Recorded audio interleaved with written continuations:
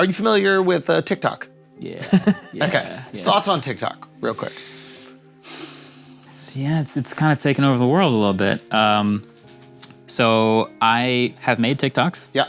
The most viewed piece of content I've ever made is a TikTok. But How many views? 35 million views. Jeez. The thing about tech is it's not like universal enough to get like 100, 200 million views. But that's still a lot of views for a piece of tech. Yeah. You know? And it was an LG phone. Like, that's crazy. But that's TikTok's algorithm at work, is it's willing to surface things and show people things that just to try it, just to see if they're interested. And if it hooks, it hooks. But they are behind on the monetization and the creature comforts that YouTube has been so good at for so long. Yeah.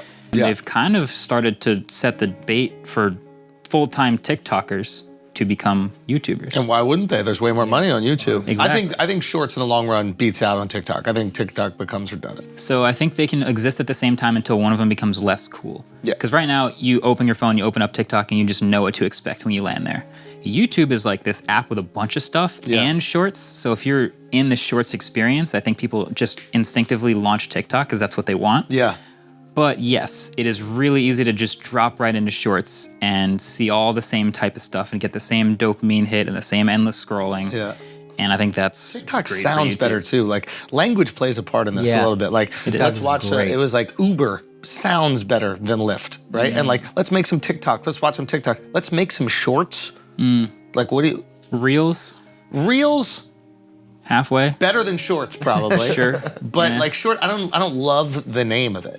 Oh, the reason why I asked you about TikTok is because I went on a rant on Brilliant Idiots, a show I do with Charlamagne the God. Yeah.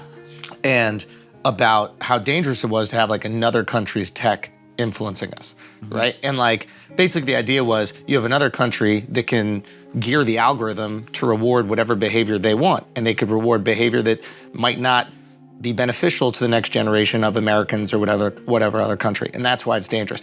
And then I said that in China the algorithm is different. It rewards not dumb dancing, but it rewards engineering goals and all these other things. I made this up. Yeah. I just wanted to Come clean to everybody. I made that up completely. I have no proof whatsoever. It just sounded good and I was passionate.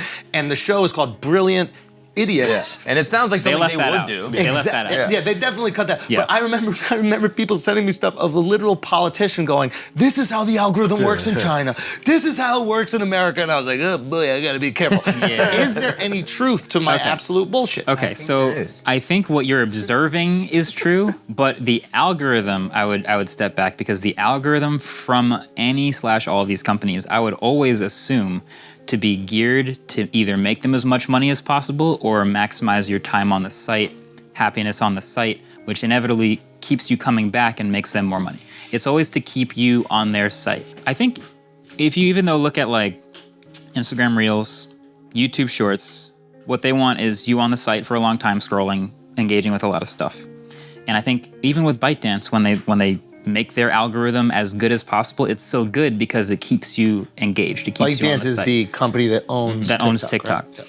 And so I think in different places where people have different behaviors, that algorithm feeds them different things because they are responding and engaging with different things. So if those cheesy dances get engagement in the US, then it'll keep serving them more of that. If it doesn't get engagement somewhere else, it's not like they decided, I don't want you to see these dances. No, they'll show you the dances if you click on them, but they're not engaging with them as much, and it's whatever they engage with is amplified. So seeking that validation of views is more important than the thing you're doing to get the views. That's very real. Right? So if that's the case, won't people do whatever that is to do it? And can't you manipulate them based on feeding them, I don't want to say fake views, but making sure that the TikTok is in the search way more than it needs to be? Yeah, it is a theoretical thing that they could do, right? Like if they decided one day that their ultimate goal was to ruin some election as a company for whatever reason, they could, at the expense of the rest of their engagement, decide to feed certain people certain things. But I think still, like most of these companies, when they're optimizing, trying to make the best product, they're competitive. They're trying to beat the other companies that they're. That's true. Their If other your products. app is boring, they're going to get off. Exactly. If you start showing them a bunch of stuff they're not as interested in, or if the algorithm is ruined and I was seeing all these videos I liked and then suddenly it changed one day, but the others still seem pretty good. Is there danger, though, in not being able to curate the algorithm? Like, I'm wondering if they've seen what's happened in America and China, right? You see how powerful these tech corporations have gotten, and they go, we're not about to let that happen in China. That's why Jack Ma disappears for a month. You know what I mean? Like, if they're seeing the power and influence of American tech companies, and how like they have to be integrated in the government, but almost like the government's like, please Google, please Facebook, right? Like, I think there is naturally, and there's also like what you were saying before about like creators seeing what the algorithm is rewarding and then making content specifically to be picked up by the algorithm rather than just like being creative, and if it works, it works. So that is real. That is a real valid danger. And you kind of just have to like watch it play out and turn the knobs behind the scenes. I don't know that there's anything we can do, like as a few people. Isn't that, as people, no, but I understand why there's like concern from government. Yeah. I understand at least, let's say it's not happening and there's nothing nefarious about it and it's purely like capitalist competition. That's fine. But I do understand why someone in government is like, yo, hold on. You're saying they can influence what our kids do? We're the only ones supposed to do that.